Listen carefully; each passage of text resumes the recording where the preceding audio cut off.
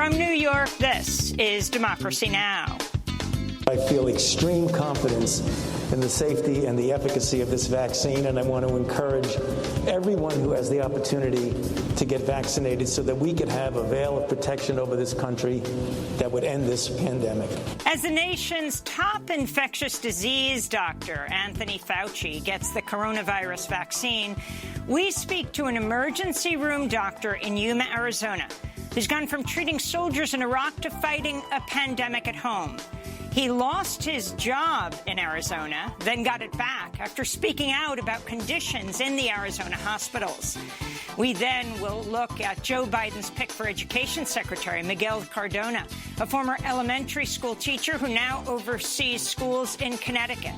Plus, we go to California, where Governor Gavin Newsom has picked California Secretary of State Alex Padilla to fill Kamala Harris's Senate seat.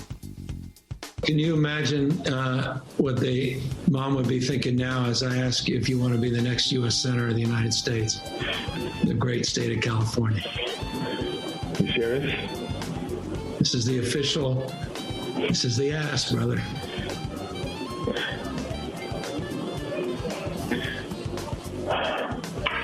I'm honored, man. And I'm humbled. Alex Padilla will become the first Latinx senator to represent California. All that and more coming up. Welcome to Democracy Now!, democracynow.org, the Quarantine Report. I'm Amy Goodman. President Trump threatened to thwart the $900 billion bipartisan coronavirus relief package, which he called a disgrace in a video released on Twitter Tuesday night. Asking Congress to amend this bill and increase the ridiculously low $600 to $2,000 or $4,000 for a couple. I'm also asking Congress to immediately get rid of the wasteful and unnecessary items from this legislation and to send me a suitable bill, or else the next administration will have to deliver a COVID relief package, and maybe that administration will be me. Trump did not say whether he would veto the bill, which passed with a veto-proof majority. Top Democrats seized on his remarks Tuesday night to repeat their own calls for higher direct payments. House Speaker Nancy Pelosi and Senate Minority Leader Chuck Schumer reminded Trump Republicans blocked the move. Pelosi tweeted, "Democrats are ready to bring this to the floor this week by unanimous consent. Let's do it." And progressive Congress members Rashida Tlaib and Alexandria Ocasio-Cortez tweeted last night they already prepared an amendment to add the $2,000 payments to the bill. Senator Schumer responded to AOC's tweet, quote, "I'm in. What'd you say, Mitch?" This comes as the United States is averaging over 200,000 new COVID-19 cases per day, with record-breaking deaths and hospitalizations. 2020 was the deadliest year ever in U.S. history, mostly due to the pandemic. The country's on track to top 3.2 million deaths this year, over 400,000 more deaths than in 2019. President Trump issued 15 pardons and 5 commutations Tuesday, including pardons for 4 former Blackwater contractors involved in a massacre in Iraq, 3 corrupt former Republican lawmakers, 2 people convicted in Robert Mueller's investigation into Russian interference in the 2016 election, and 2 Border Patrol agents convicted of shooting an undocumented immigrant. The Blackwater guards included Nicholas Sladden, who was sentenced to life in prison after being convicted of first-degree murder for his role in the 2007 Nisour Square massacre, when he and other Blackwater mercenaries opened fire with machine guns and grenades on a crowded public space in Baghdad, killing 17 unarmed civilians, including women and children. The youngest victim, a 9-year-old child named Ali Kanani. This is Ali's father, Mohammed, speaking to Jeremy Scahill and Rick Rowley in a short documentary called Blackwater's Youngest Victim. It was horrific, extremely terrifying. I still wake up from sleep startled. Why, I ask, why would they do this? We are civilians sitting in our cars. Most of the cars had families in them. So why did this happen? I kept hearing boom, boom, boom in my car. Bullets were flying everywhere. It was horrific, horrific. I don't know. I don't know how to describe it. Blackwater was founded by Eric Prince, a close ally of President Trump. Prince's sister, Betsy DeVos, serves as education secretary. Go to democracynow.org to see our full coverage of the Nisour Square massacre. President Trump also pardoned Ignacio Ramos and Jose Campion, two former Border Patrol agents who were convicted in 2006 of shooting an unarmed Mexican man, then covering it up. A pardon was also given to George Papadopoulos, a 2016 campaign foreign policy advisor who pleaded guilty to lying to the FBI during its Russia investigation. The three former congressmen given pardons or commutations are all allies of President Trump. Duncan Hunter, who pleaded guilty to misusing campaign funds, Chris Collins, who pleaded guilty to insider trading. Both were the earliest congressional supporters of Trump. And Steve Stockman, who is convicted for stealing hundreds of thousands of dollars in charitable donations. Trump was pushed to commute Stockman's 10-year sentence by the conspiracy theorist lawyer Sidney Powell, who's been helping Trump try to overturn the November election. She has visited the White House a number of times this weekend. Trump also reduced the sentences of three women convicted of nonviolent drug crimes. President Trump is expected to grant more pardons in the coming weeks. On Tuesday, the UN Special Rapporteur on Torture, Niels Melzer, urged Trump to pardon WikiLeaks founder Julian Assange. Meanwhile, Trump is reportedly considering granting legal immunity to the Saudi crown prince, Mohammed bin Salman, who is facing a federal lawsuit over a plot to assassinate a former top Saudi intelligence officer who now lives in Canada. Such a move may provide the legal basis to protect bin Salman over the killing of the Washington Post journalist Jamal Khashoggi. A new report has revealed at least 36 journalists at Al Jazeera were hacked using spyware made by the Israeli firm NSO. The hack was uncovered by the Citizen Lab at the University of Toronto, which tracks use of the software known as Pegasus that allows users to remotely exploit and monitor hacked devices. Saudi Arabia and the United Arab Emirates are believed to have been behind the attacks. The number of journalists killed in retaliation for their work more than doubled this year, with Mexico being the most dangerous country for journalists in 2020, followed by Afghanistan and the Philippines. This according to a new report by the Committee to Protect Journalists, which found at least 30 journalists have been killed around the world this year. In related news in Mexico, the former mayor of a small town in the state of Chihuahua has been arrested for complicity in the 2017 murder of La Jornada journalist Miroslava Breach. Hugo Ahmed Schultz is accused of providing information about Breach, who covered the drug war, to an organized crime group suspected of her murder. Israel is headed towards its fourth election in under 2 years after lawmakers failed to pass a national budget Tuesday's deadline, triggering an automatic dissolution of parliament. This comes as weekly protests continue against Prime Minister Benjamin Netanyahu over corruption charges and his handling of the COVID-19 pandemic. In other news from the region, Israeli forces shot and killed a Palestinian teenager in occupied East Jerusalem Monday night. 17-year-old Mahmoud Omar Kamil was from the West Bank. In Canada, exiled Pakistani human rights activist Karima Merab Balok was found dead in Toronto this week. Her husband believes she went out on a walk Sunday and never returned home. Her body was found the next day. She fled Pakistan after receiving threats due to her human rights work in her home region of Balochistan. In 2016, the BBC named her as one of the 100 most influential women working in human rights. Earlier this year, another exiled activist from Balochistan, the journalist Sajid Hussain, was found dead in Sweden.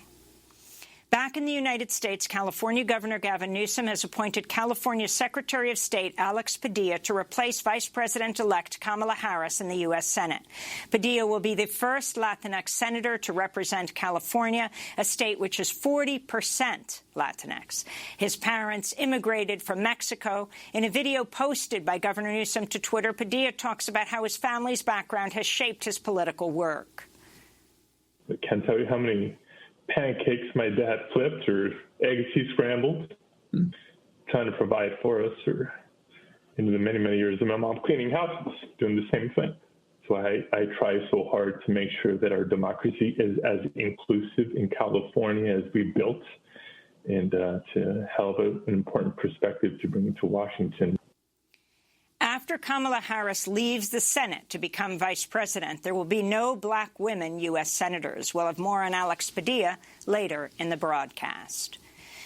The Justice Department suing Walmart for its role in fueling the country's opioid epidemic. The lawsuit accuses Walmart of filling thousands of invalid prescriptions, failing to report suspicious opioid prescriptions, and pressuring employees to fill orders quickly, even when they were not written for valid medical purposes. Some 450,000 people have died from opioid overdoses in the past 20 years. In Tacoma, Washington, the immigration advocacy group La Resistencia is reporting guards at the Northwest Detention Center have threatened a hunger striker with force feeding. Victor Fonseca, an asylum seeker from Venezuela, has been on hunger strike for over a month, protesting the ICE jail's dangerous conditions during the pandemic and demanding prisoners with underlying medical conditions be released. Fonseca is currently awaiting deportation. Here he is speaking from the prison at the start of his hunger strike. What do I have to lose? I have already lost everything. I lost my freedom. I lost my family, my children. Enough is enough. I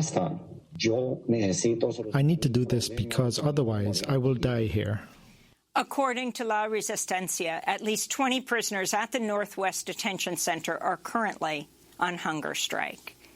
And in Chicago, over 1,500 essential workers staged a one-day strike Tuesday to demand safer conditions and hazard pay during the pandemic for all essential workers.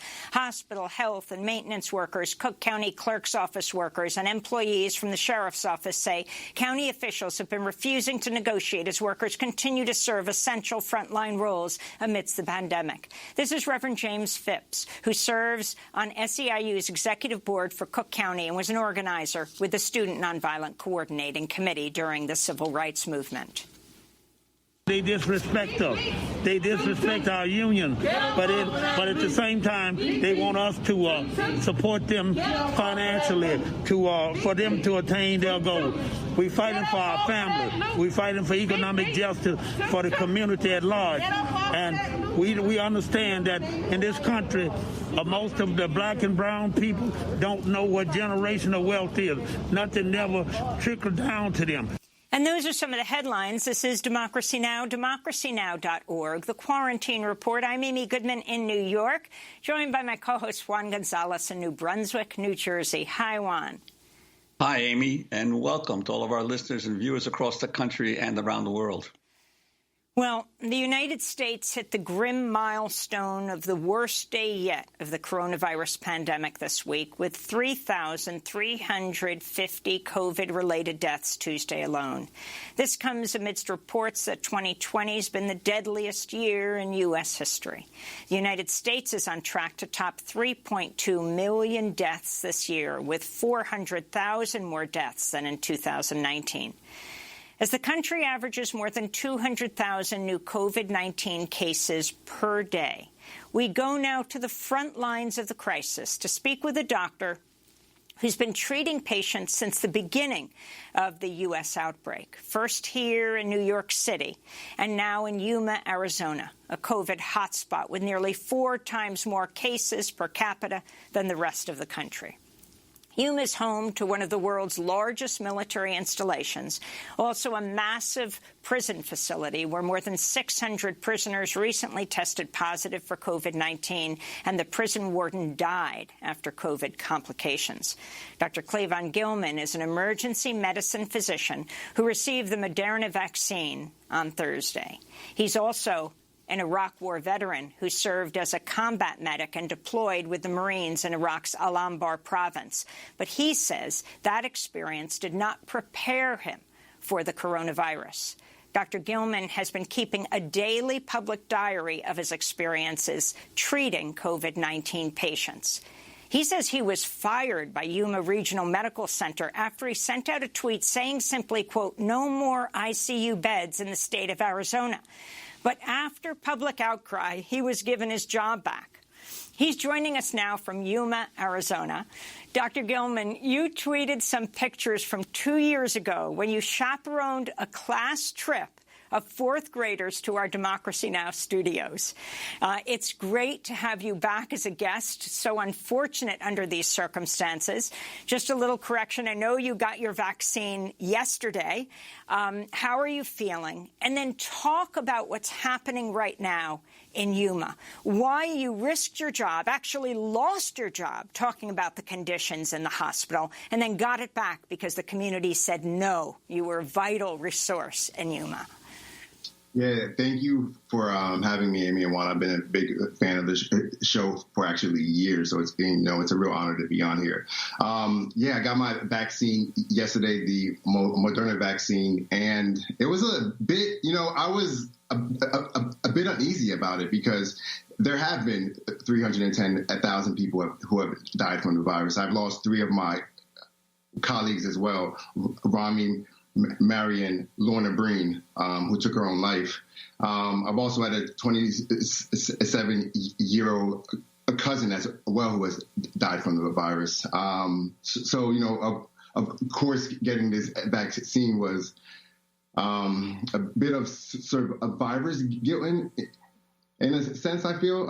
But I'm feeling great. I have a bit of a soreness in the arm now, but otherwise, I feel great. The condition here in Yuma, Arizona, it's crazy because I was in Manhattan and then I fly out here. I moved my whole family out here, and this is a hotspot as well, too. But it's the same deadly pandemic here as it is in Manhattan. I think the only thing that's kind of changed is the volume of patients. Is not as many patients here in Yuma, Arizona. However, the resources are not the same here as well, too. We have less staff here. It's the only hospital for hundreds of miles. And so our hospital is seeing an unprecedented number of patients who have COVID. The tweet that got me I guess I'll just begin with saying that I have a moral obligation to telling people the truth about this pandemic.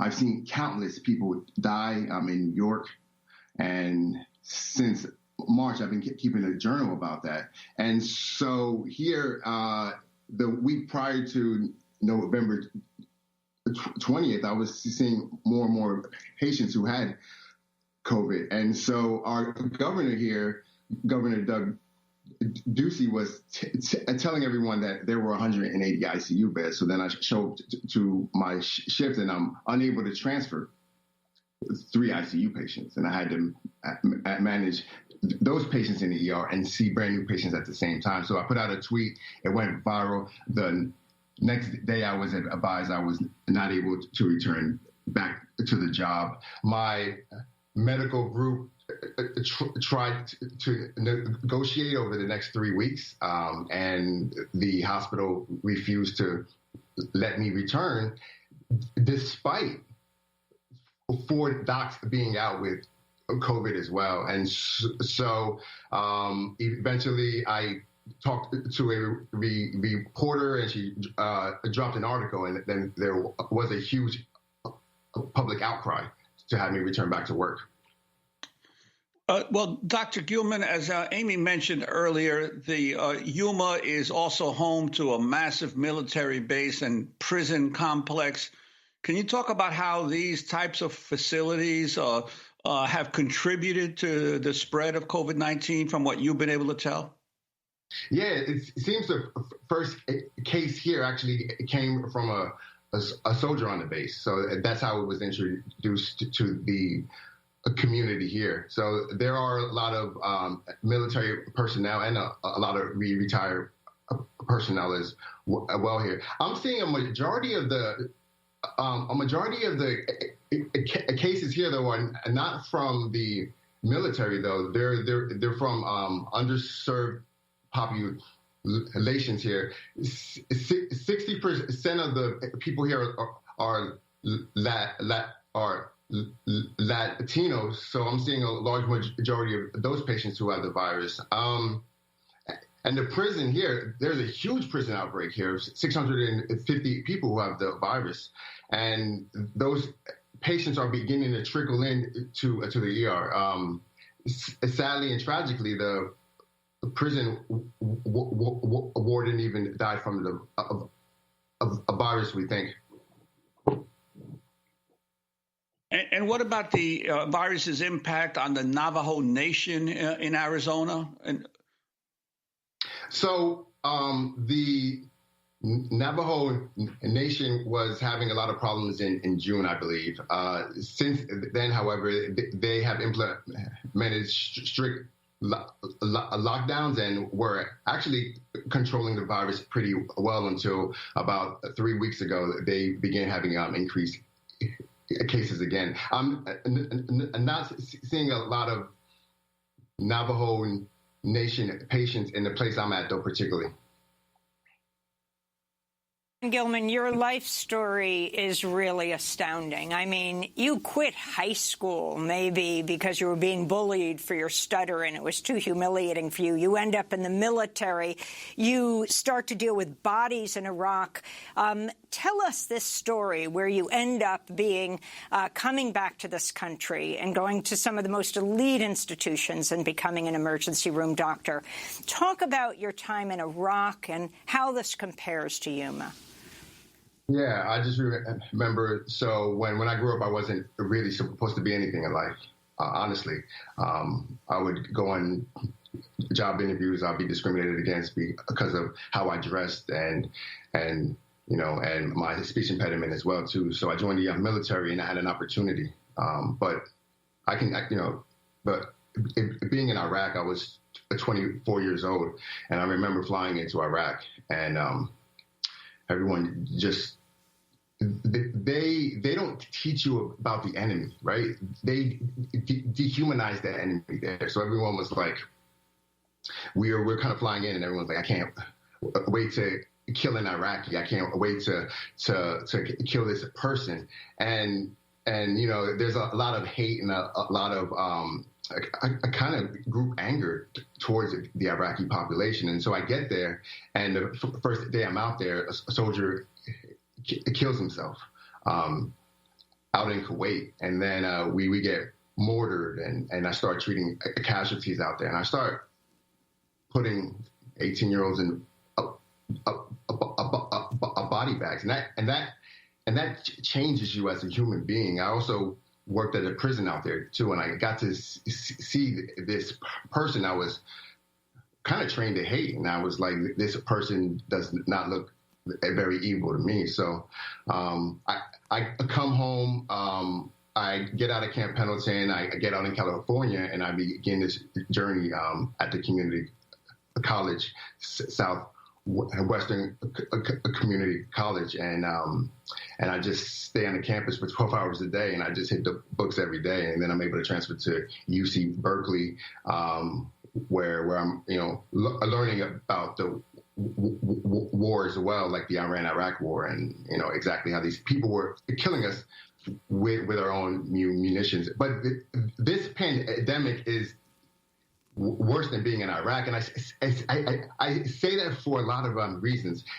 There's some similarities between it, right? You have on a mask, you go in a uniform to your job, you have this camaraderie with your people on the front lines, you have nightmares of the patients you treat, but this virus is a Trojan horse, and it just hides in people, and you can bring it home to your family and infect every person in your house. It's also an invisible enemy. You can't see this virus as well. And this battlefield is we are going into war to the hospitals, and we're treating patients, and then we're driving home past a crowded gym, past people eating, and they're totally oblivious to the people that are dying here in Arizona, in New York as well. And there's also just an unprecedented amount of death here. There's 3,000 people who are dying a day. We also don't have any support from the president at all. I mean, he even accused us of he accused us of falsifying COVID deaths. He accused nurses of taking PPE. He contributes to the actual patients with these massless rallies as well. And the other thing is you can't escape this virus. It's everywhere. You know, I can't just fly out of Iraq and be safe. It's everywhere. So it's a lot harder. It truly is. And you know this. Well, doctor, I wanted to ask you in terms of that. You mentioned earlier that one of your colleagues committed suicide. I'm wondering if you could talk a little bit about the emotional toll this has taken on health workers like yourself dealing with this pandemic. Yeah. It's I trained for war, and so I'm a bit more equipped than my healthcare providers out there, but it's not normal. It's not normal to see this many people dying per day, gasping for breath. And I want to be very clear what these patients are looking like. Imagine running on a treadmill, full speed, and hopping off of it and gasping for breath. That's how these patients are coming in to the ER, and they're crashing very quickly. I just intubated a teen the other day, and they say young people are not affected by this virus. And one of the hard parts of this, opposed to being in Iraq, is in Iraq I didn't have to sit across from a loved one in a consultation room and tell them that their son, that their husband or wife has died, and that it's there in the brain. It rises up at times, and it's really hard to do this job. And that's how come, a lot of us, we need your support as well too. I had a colleague, Lorna Breen, that took her own life, and it's just really hard for us. I've had colleagues who have been intubated. We are under a lot of strain, and we are not getting any support. I would appreciate it if people would support the Lorna Breen Act, which will provide grants for mental health programs for healthcare workers. Dr. Gilman, you worked with Dr. Lorna Breen. She was head of the emergency room at New York Presbyterian. So you've been at two epicenters of the pandemic, in Yuma now, and before that here in New York when it was at its height.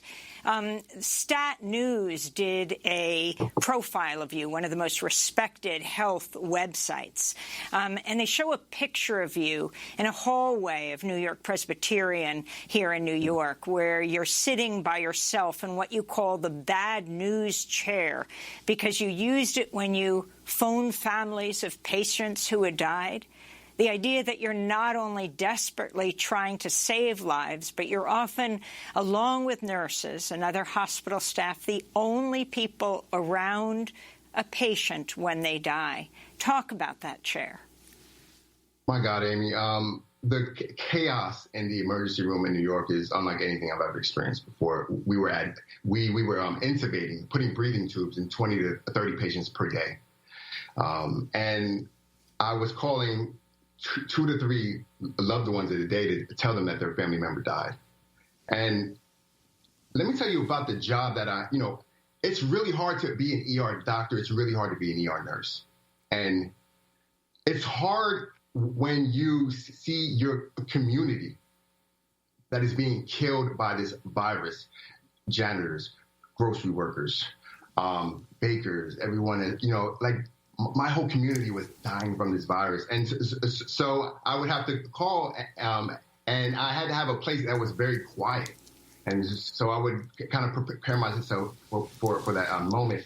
And it's always the same thing. I would call up, and they knew I was going to give them very bad news. And it's just, honestly, it's just this shrill cry that they say.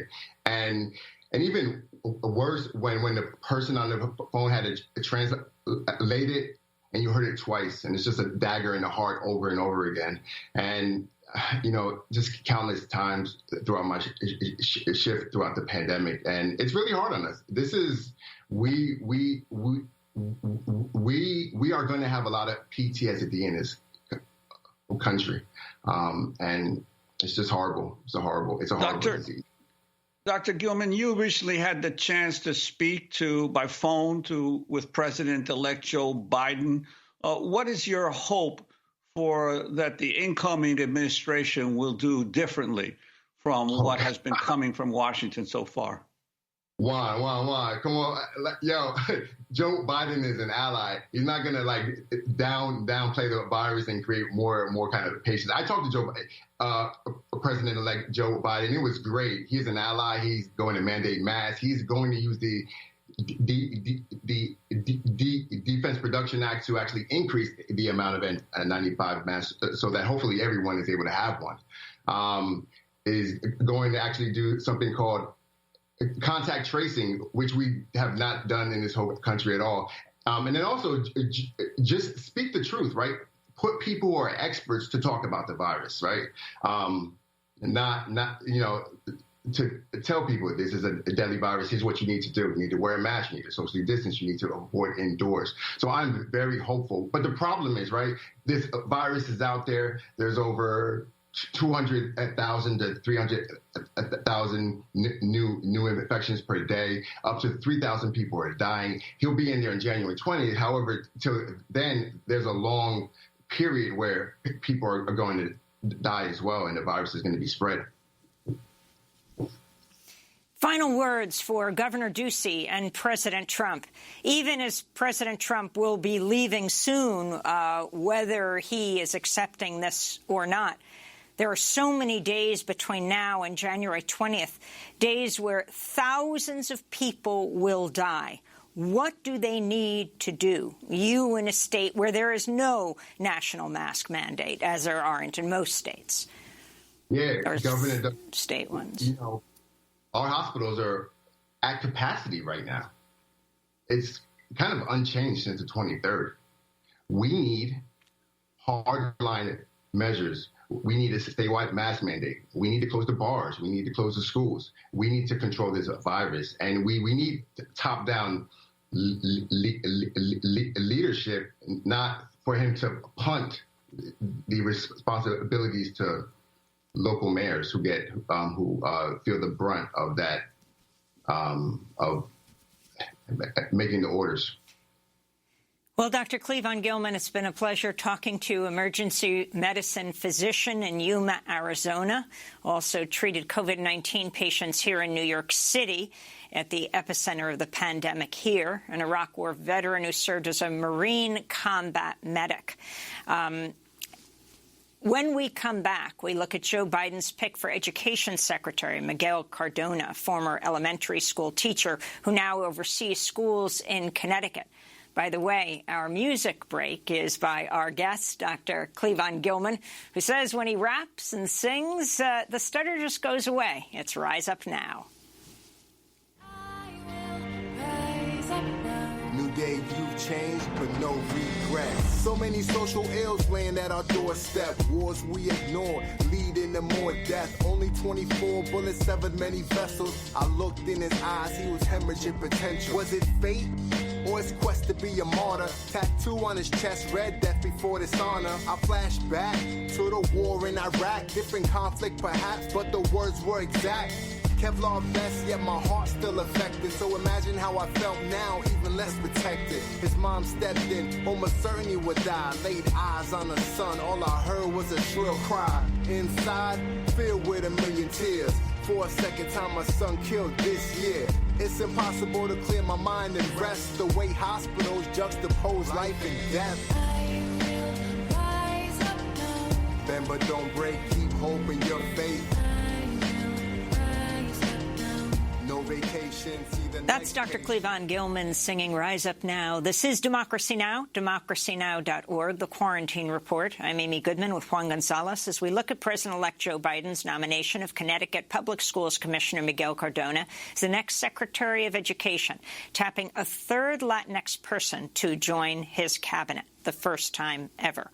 Cardona's a Puerto Rican, grew up in public housing, spoke Spanish only when he first entered public schools. He began his career in education as a fourth-grade teacher, rose to be Connecticut's youngest school principal at age 28, then assistant superintendent of a school district with just 9,000 students in his hometown of Meriden, Connecticut.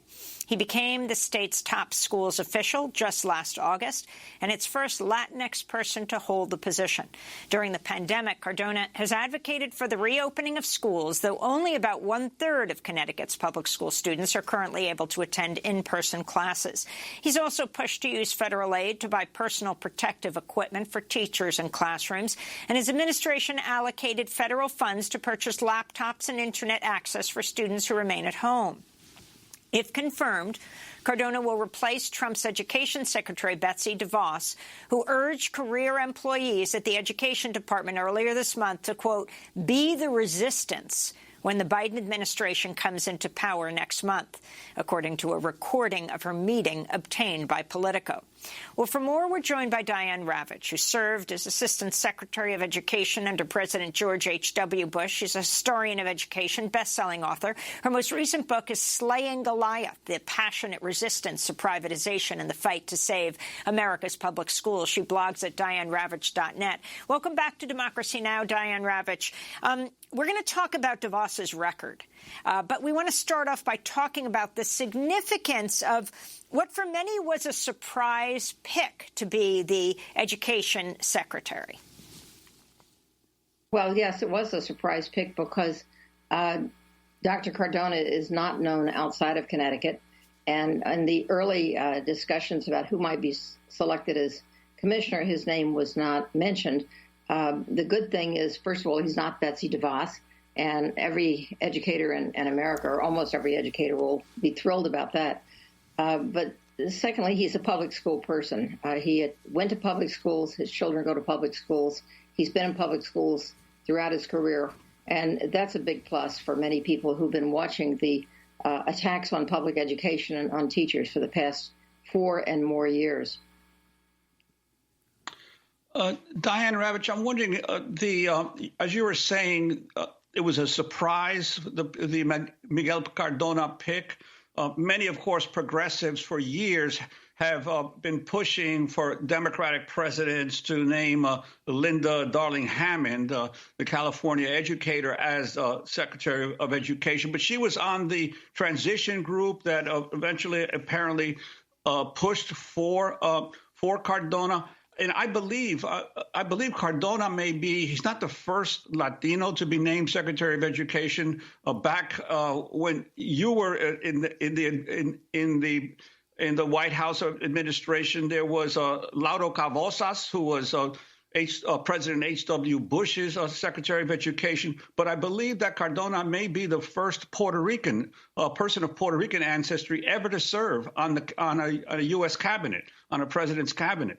So that is certainly a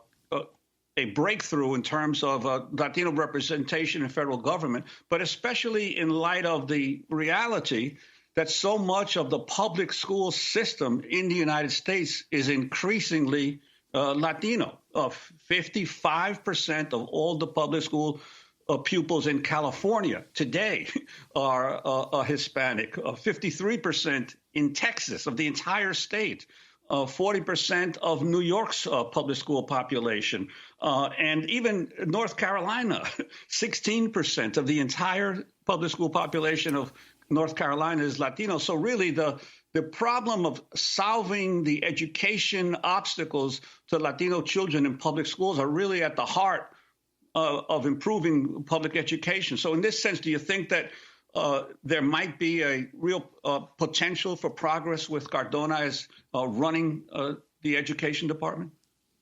Well, Dr. Cardona took his bachelor's degree in bilingual and bicultural education, so he certainly knows the problems very well. He's worked on them in his role as a superintendent, and then for the period of time that he's been commissioner in Connecticut.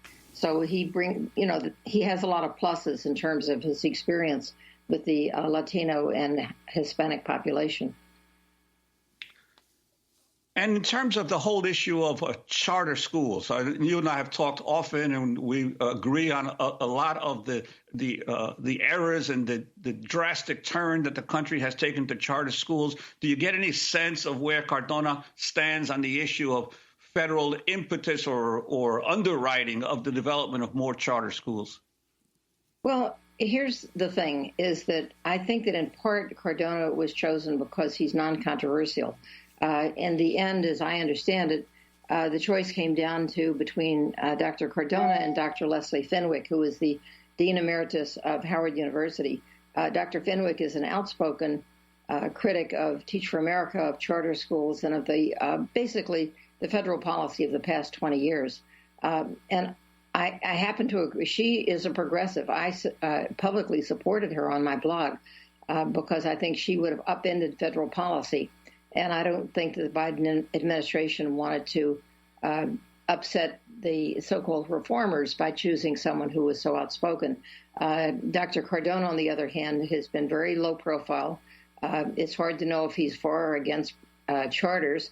He has said in Connecticut that he wants the testing to go forward this spring. And I think progressives understand that the testing has gotten completely out of control, and that the annual mandated federal testing is a leftover from the George W. Bush No Child Left Behind era. So for 20 years, we have been following the No Child Left Behind Texas Miracle, which was a hoax. There was no Texas Miracle. And yet the federal government, year after year, continues to require every child from 3rd grade to 8th grade to take the same standardized test, or their own, in most cases, their state test, or a test designed by Pearson or some other big manufacturer. Dr. Cardona thinks, from what I've seen of his tweets and public comments, he thinks that testing has been too much, which is certainly right, but he has said nothing about suspending it for this spring. Even Betsy DeVos suspended it last year, but she said she wouldn't suspend it if she were in office this year, which, thank goodness, she's not. And I think that on day one, the Biden administration should announce that there will be no mandated testing this spring, because the inequality of access to education over this past several months has been dramatic. And I can save the country hundreds of millions of dollars by telling you what the results will be. I already know what the results will be. The rich kids will have high scores and the poor kids will have low scores. And the kids who have the least access through technology or in-person learning will have the lowest scores. So there, I just saved hundreds of millions of dollars. We really don't need to do these tests. So, Diane Ravitch, for people who don't know who you are, a former Assistant Secretary of Education under President George H.W. Bush, you then took a very different turn after the data started coming in on charter schools and fiercely opposed them. You wrote on your blog that Connecticut, where Dr. Cardona is from, experienced some of its worst charter scandals in the nation. I was wondering if you could tell us that history. And then let's pivot to Betsy DeVos, right, sister of Eric Prince. His company is 4 people, mercenaries, just pardoned by President Trump for the murder of Iraqis at the Nisour Square massacre. But Betsy DeVos, the education secretary, talking about people having to join the resistance against Biden when he comes inside the education department. But start with Connecticut and what happened there. Back in about 2014, Connecticut had a massive scandal. The governor at that time, whose name I can't recall, was a huge, although he was a Democrat, he was very supportive of charters and he encouraged charters to open. Connecticut doesn't have a lot of charters. I think they have 21, which is a small number compared to a state, for example, like California, which has over 1,000, or even New York State, which has hundreds of charters. But Connecticut had a huge scandal. There was something called the FUSE, F-U-S-E, charters and the Jamoke charters. They were interconnected, and it turned out that they were being run by someone who was a convicted felon, and his record was never reviewed by the state. There were also charges of nepotism, and basically a chunk of that charter chain closed down, but it's still there, and it had to clean up its act. But having experienced that scandal, Connecticut should have looked very closely at the whole charter idea. Instead, they've contained it. Connecticut happens to be home to one of the earliest of the no excuses charter chains. The no excuses means that kids are disciplined in a very harsh manner. They look to me not like innovation, but rather like a school from 100 years ago, where school was almost like in many respects, a penal institution. Kids are not allowed to talk to each other in the hallways. They're disciplined for the smallest things.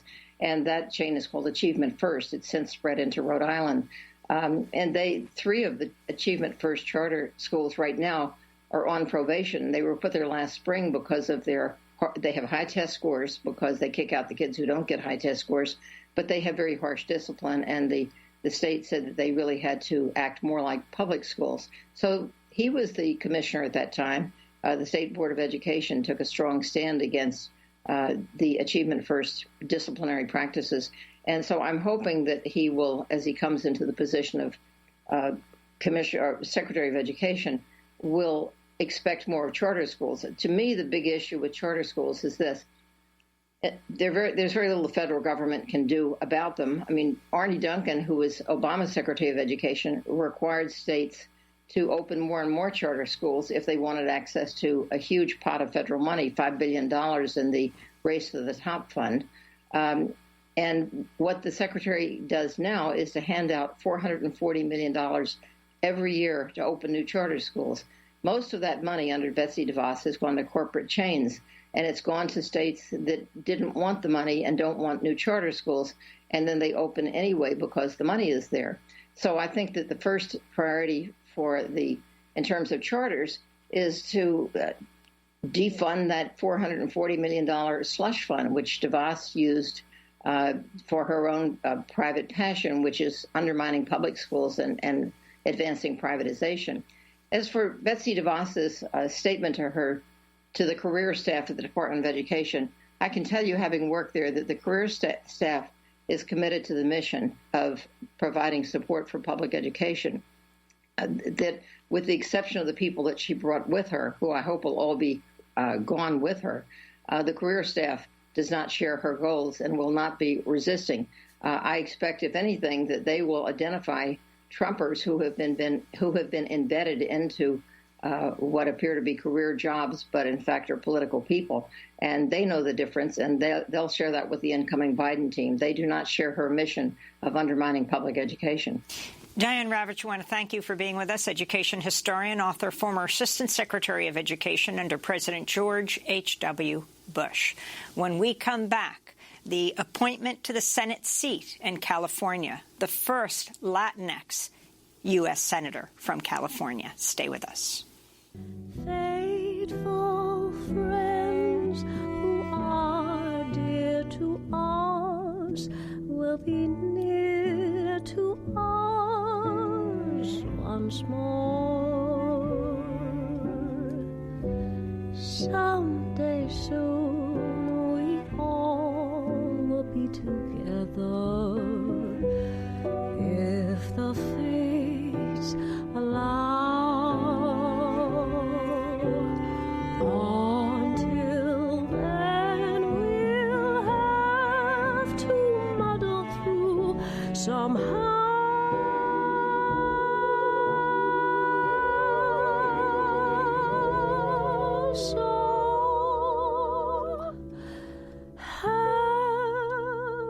Yourself a merry little Christmas now. Have Yourself a Merry Little Christmas by Alani, directed by the Spanish filmmaker Isabel Coixet. This is Democracy Now! I'm Amy Goodman with Juan Gonzalez. California Governor Gavin Newsom has appointed California Secretary of State Alex Padilla to replace Vice President-elect Kamala Harris in the U.S. Senate. Padilla will make history as the first Latinx senator to represent California, a state with a population that's 40% Latinx. He was first elected to public office at 26 years old when he joined the Los Angeles City Council. He went on to serve 2 terms in the state Senate, followed by 2 terms as the state Secretary of State. Alex Padilla is the son of Mexican immigrants. In video posted by Governor Newsom to Twitter, Padilla talked about how his family's background has shaped his political work. I can't tell you how many pancakes my dad flipped or eggs he scrambled, trying to provide for us, or into the many, many years of my mom cleaning houses, doing the same thing. So I try so hard to make sure that our democracy is as inclusive in California as we built, and to have an important perspective to bring to Washington. Alex Padilla is a close ally of Governor Gavin Newsom. He has not taken a public stance on popular progressive issues such as Medicare for All, the Green New Deal, abolishing ICE, that's Immigration Customs Enforcement. For more on his appointment, we go to Los Angeles, where we're joined by Fernando Guerra. He's a professor of political science at Loyola Marymount University, where he's also director of the Center for the Study of Los Angeles. We welcome you to Democracy Now!, Professor Guerra. It's great to have you back after a number of years. Can you start off by talking about the significance of this appointment and who Alex Padilla is, someone you've known for many, many years? Well, obviously the significance is very historic and symbolic that Latinos now have this position. There's been tremendous amount of Latino political mobilization, and you've seen Latino mayors like Antonio Villaraigosa, Lieutenant Governor, Secretary of State like Alex Padilla. You've seen Latinos be the head of the legislature as Speaker or as President pro tem of the Senate.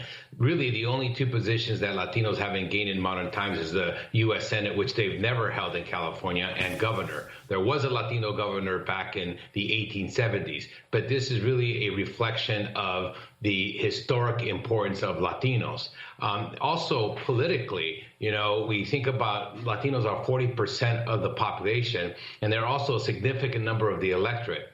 It is because of Latino political mobilization that California is deeply blue. Without that Latino mobilization, California would be purple and maybe even red, and would change the whole dynamics of national politics. I remind people that for many presidential elections, Republicans always won California. It wasn't until 1992 that Democrats started winning, and barely winning because of, we all know, the Ross Perot factor there. But after that, it really depended on the Latino vote. And the Latino vote is the backbone of California being democratic, which becomes the backbone of the Democrats having a chance in the Electoral College. And so historic significance, but also political significance. And Professor Guerra, Alex Padilla is, from what I can tell, is part of this whole sort of generation of key Latino leaders in California, and I include in that Antonio Villaraigosa, Gil Cedillo, the city councilman from L.A., Javier Becerra, Kevin De Leon, who all came of age in the fight against Proposition 187 in the mid-'90s and really began to exercise their leadership. But he's not necessarily one of the most progressive of this group. Could you talk about his sort of political leanings? You are right, and it's a great point. Alex Padilla is part of the original resistance to the Republican anti-immigrant policies of the early 1990s. Many of your viewers remember in 1994, there was a proposition in California, Proposition 187, which was anti-immigrant, anti-Latino. Out of that resistance came people like Kevin De Leon, Gil Cedillo, Fabian Nunez, and Alex Padilla. At that time, Alex Padilla was a young 20-year-old who had just graduated from MIT with an engineering degree, and he had started his career in engineering and decided to get involved in the public sector. And he grows out of 1994, as do a ton of progressive Latinos. But you're right in terms of his politics. He is much more moderate. He is not a progressive in the same sense that an AOC or someone like that. Now, he will not be against the new Green Deal. He will not be against abolishing ICE, but I don't think he'll be in the forefront of those issues. I think the most important issues to him are going to be, yes, immigrant rights, yes, equity in economics and education, and most importantly, voting rights, because that is his one area of expertise. And in terms of there was a whole lot of jockeying within the political forces in California on Gavin Newsom. There were those who wanted an African-American woman, either Barbara Lee or Karen Bass, to replace Kamala Harris. What's your sense of how Gavin Newsom dealt with those competing pressures on him? Well, at the end of the day, he dealt with them masterfully. It just shows what a politician, great politician he is in terms of the inside game. You are, absolutely right that there was tremendous amount of pressure on him to appoint a Latino, to appoint a African-American female, to appoint someone from the LGBT community, to appoint someone from Southern California versus Northern California, to appoint a woman. And there were newspaper ads taken out in the Los Angeles Times and San Francisco Chronicle and the Sacramento newspapers from different constituent groups, all urging him to appoint someone that they were obviously supporting. At the end of the day, he understood the historic significance for Latinos. He also had other variables. Number one, that Alex Padilla has been a strong ally of the governor for many years. Not only did he endorse him for governor in 2018, Alex Padilla actually endorsed Newsom for governor in 2010 when Newsom was thinking about running against Jerry Brown. Also, they share a lot of the same perspective. In addition, he also thinks that Alex Padilla can hold the seat in 2022. You don't want, as a governor, to appoint somebody and then they automatically quickly lose the seat. He's held statewide office before, and he'll have a good shot at staying in that seat in 22. He'll definitely have he'll probably have Vice President Kamala Harris's endorsement. Now, he is vulnerable to a progressive candidate like Congressman Rana, someone like that. And so he has to be careful. But again, he will be a strong ally of Biden. He will be very much in the liberal Democrat, but don't expect him to be the leader of progressives. So to replace Alex Padilla as California Secretary of State, Gavin Newsom has named State Assemblywoman Shirley Weber. If confirmed, she would become the first black Secretary of State in California's history. If you can comment on this and what this means for the landscape of the Senate to have if you wouldn't say progressive, would you say liberal Democratic Senator Alex Padilla? When you look at the other Latinx senators, from Cruz to Rubio to Menendez. Yeah, so first, the appointment of Shirley Weber. I mean, this is what I was referring to in the past, how brilliant Governor Newsom was. He was able to deflect criticism about not appointing an African-American woman to the U.S. Senate by simultaneously appointing an African-American woman to Secretary of State. It was a brilliant move. And so it's difficult for someone to say, hey, this was terrible, you didn't appoint an African-American woman. He's like, hey, what are you talking about? The first African-American woman Secretary of State. Yeah. And so, yes, he's going to be a moderate. He's going to be a lot more liberal than the Latino U.S. senators that exist. You have two Cubans and Cruz and Rubio, who are also a Republican. But you have now four Democrats, Melendez and in Nevada, and a new one in Lujan in New Mexico. He will, I think, be more progressive than any of those. Well, I want to thank you, Fernando Guerra. We'll be getting back in touch with you, Professor of Political Science at Loyola Marymount University, Director of the Center for the Study of Los Angeles. That does it for our show. On Tuesday, tune into our documentary 4 Days in Western Sahara. On Friday, our interview with the late John le Carré. Remember, wearing a mask is an act of love. I'm Amy Goodman with Juan Gonzalez.